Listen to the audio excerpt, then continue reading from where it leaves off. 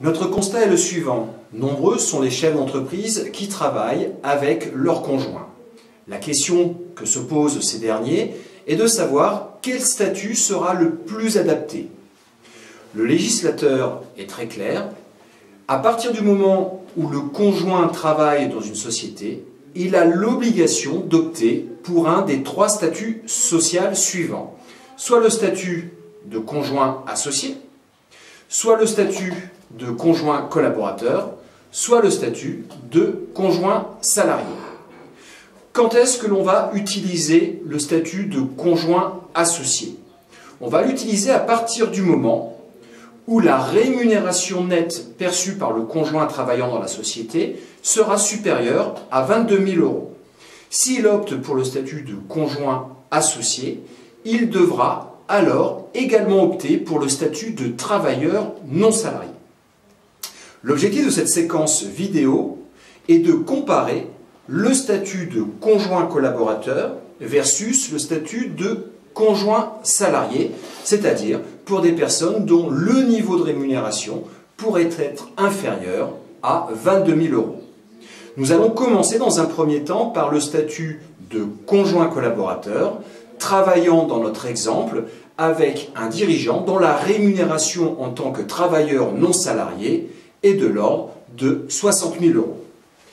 Notre travailleur non salarié chef d'entreprise perçoit donc une rémunération de 60 000 € qui sera assujetti à un taux de charge sociale de 40%. Le coût entreprise nécessaire à la fabrication de son système de rémunération de gérance ou BIC-BNC, sera donc de l'ordre de 84 000 €. La particularité du statut de conjoint collaborateur, c'est qu'il ne peut pas percevoir de rémunération. Le seul intérêt, c'est qu'il va pouvoir générer des cotisations productives de droit, tant pour la retraite que pour sa prévoyance ou sa protection sociale, c'est-à-dire arrêt de travail et ou invalidité. De ce fait, on va devoir organiser une séquence ou une assiette de cotisation qui sera, dans la plupart du temps, égale à un tiers du plafond de la sécurité sociale, c'est-à-dire 12 500 €. Ces 12 500 € ne seront pas générateurs de rémunération. Néanmoins, ces 12 500 € d'assiette vont supporter un taux de charge permettant de fabriquer de la retraite et de la prévoyance dont le montant ou le taux sera de 26%, renforcé par un forfait social de 107 €. Ainsi, sur une assiette de 12 500 €, il en coûtera à la société un niveau de cotisation de l'ordre de 3 400 €.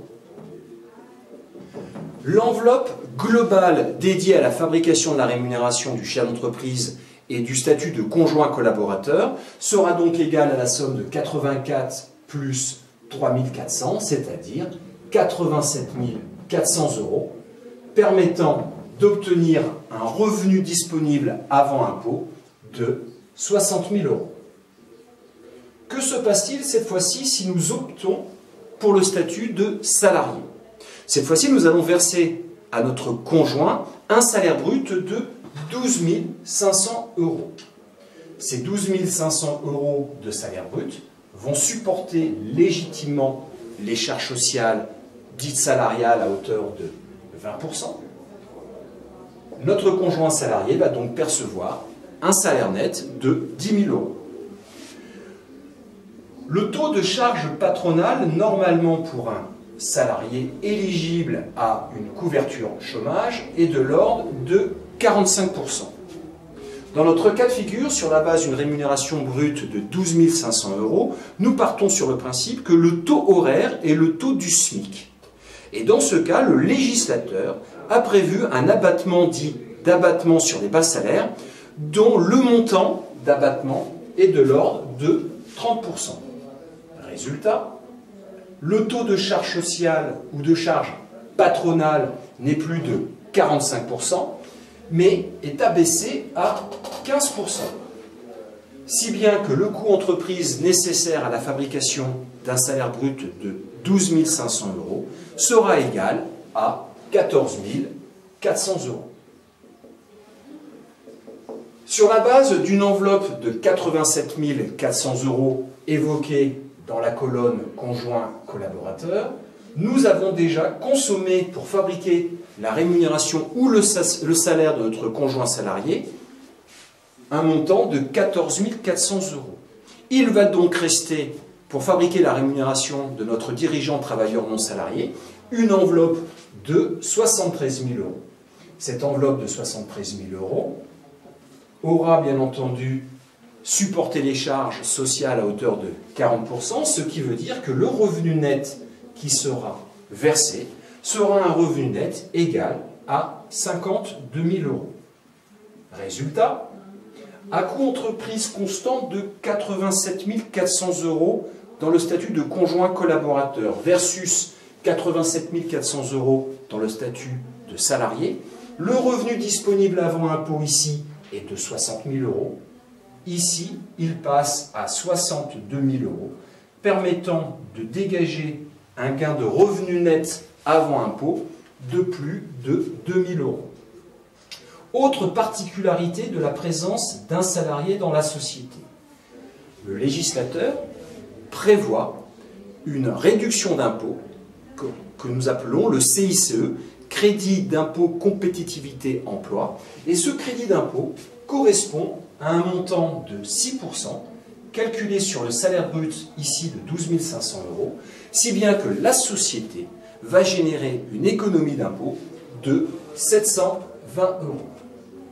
Conclusion, à coût entreprise constant et protection sociale renforcée pour le salarié qui va avoir cette fois-ci une couverture au niveau du chômage, le revenu disponible passera de 60 à 62 000 €.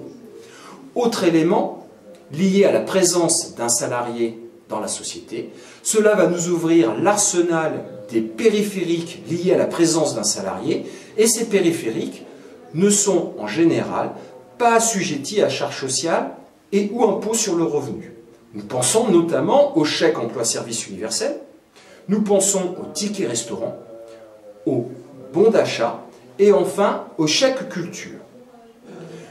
La mise en place d'accords d'intéressement et de participation peuvent également être évoqués puisque nous avons ici la présence d'un salarié titulaire d'un contrat de travail.